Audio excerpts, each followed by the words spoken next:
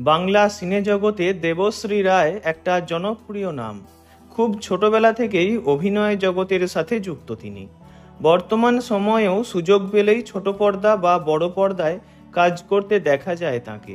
সেই দেবশ্রী রায়ের পরিবারেই নেমে এলো শোকের কালো ছায়া। চিরঞ্জিতের পর এবার স্বজনহারা হলেন তিনি। গত 10ই জুলাই বৃহস্পতিবার হৃদরোগে আক্রান্ত হয়ে চির ঘুমের দেশে পাড়ি দিলেন তাঁর দিদি তনুশ্রী রায় ওরফে ঝুমকি। বয়সজনিত তেমন কোনো অসুস্থতা ছিল না, তাই তাঁর হঠাৎ এভাবে চলে যাওয়া মানতে পারছেন না কেউই। সিনে জগতে দেবশ্রী রায়ের দিদি বলেই পরিচিত ছিলেন তিনি। দক্ষিণ কলকাতায় দেবশ্রী রায়ের পাশের বাড়িতেই থাকতেন তাঁর দিদি ঝুমকি।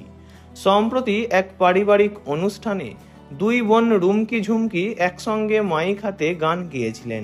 যদিও রুমকি ঝুমকি জুটির জনপ্রিয়তা বহু বছর আগে থেকেই। 3-4 বছর বয়স থেকেই দুই বোন নানা অনুষ্ঠানে একসঙ্গে পারফর্ম করতেন। দুই বোনই নাচতেন খুব ভালো। নাচের জগতেই কেরিয়ার গড়তে চেয়েছিলেন দুই বোন, তবে দেবশ্রী অভিনয়ে নেমে জনপ্রিয়তা পেয়ে যান, আর ঝুমকি থেকে যান আড়ালেই। বছর দুয়েক আগেই মা আরতি রায়কে হারিয়েছেন দেবশ্রী। এবার দিদিকে হারিয়ে শোকস্তব্ধ তিনি।